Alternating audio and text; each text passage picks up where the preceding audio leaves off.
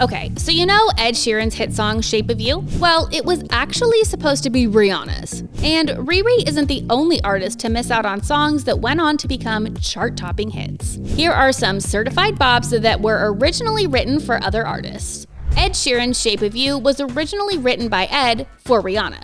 However, as the songwriter's process went on, Ed quickly noticed the lyrics weren't really Miss Fenty's vibe, and just didn't sound like something she would say. I mean, maybe Rihanna is a big fan of Van the Man playing on the jukebox. Anyway, Ed decided to keep the song for himself, which may have been the best decision for him because it was ranked by Billboard as the 10th most successful song of all time.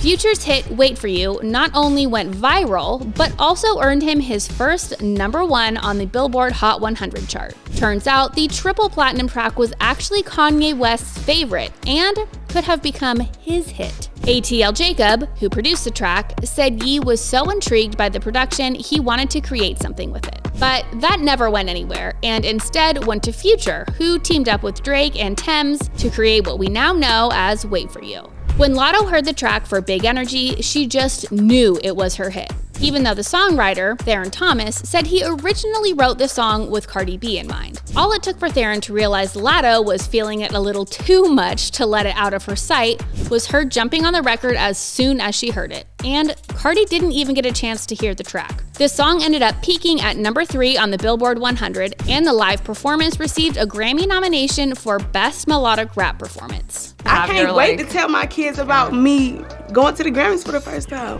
The same could be said for Justin Bieber's track, Anyone. Except Camila Cabello actually got a little further in the process than Kanye did with Wait For You. She recorded a demo and created the album art for the track to be on the Target Deluxe version of her sophomore solo album, Romance. However, when she decided not to include the single on her album, Justin Bieber snapped it up and made the first single of his 6th studio album. Sometimes people just connect to a track differently. Like how Cardi never heard Big Energy, Miley Cyrus's We Can't Stop sound waves never made it to Rihanna's ears. Producer Mike Will Made It had originally created the song with Theron Thomas for Rihanna, who he also created Pour It Up for, but Ree decided Pour It Up was her hit and never listened to We Can't Stop. So along came Miley, who was looking for a new, less Disney-related sound, and it became an instant hit. Mike Will even said Miley's swag turned it into a whole new song from the original Rihanna was supposed to be on.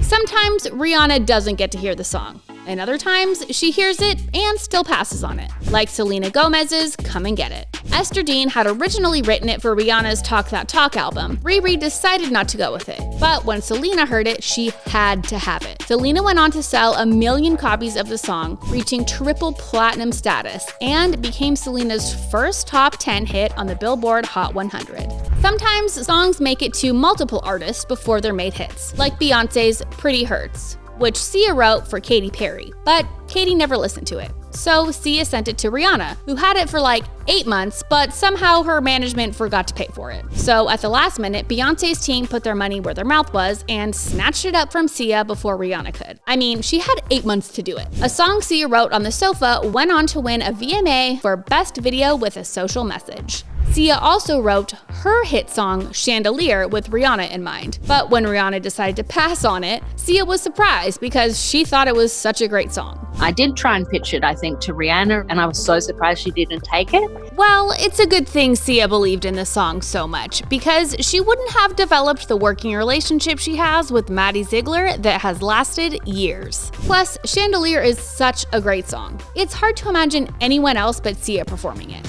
Passing on a song for not being the right vibe isn't the only reason songs don't finish with the original artist. In Camila Cabello's case, the Chainsmokers' hit Closer made it to the demo stage with Camila, but she turned the song down because she was still a part of Fifth Harmony at the time, and they were getting ready for an album release, and she felt she shouldn't do any solo projects at the same time. So Halsey jumped on it, and it became the #1 song of the season. And it's arguably the most Halsey-sounding song on the album. So Camila couldn't ignore it if she tried. Another song that had a demo made but never saw daylight until it was leaked was Selena Gomez's Same Old Love, co-written by Charlie XCX. Rihanna had originally been the singer on the track, but Charlie said it wasn't the right direction for Anti, her final album for now. I'm still holding out hope for R9. But then Selena Gomez heard it and sang it, and Charlie and Selena felt it suited her voice and her story. Shout out to Justin Bieber, and the rest is history. But Rihanna clearly liked the song because she tweeted the lyrics before it was released. In case you're thinking Rihanna passes on every song, she doesn't. In fact, for Rihanna's song S&M, Esther Dean had actually written the risque hit for Britney Spears. But when Rihanna heard the track, she said she needed to have it. That's it. But just because the song was performed and released by Rihanna, fans still wanted a Britney version. And what the fans want, they got. So Rihanna and Britney came together to give us what we wanted. So I guess you could say the song still ended up with the artist originally intended to sing it.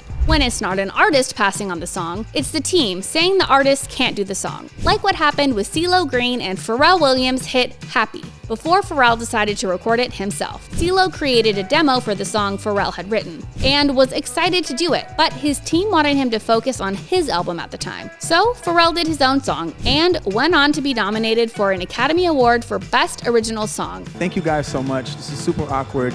And peaked at #1 in 24 countries.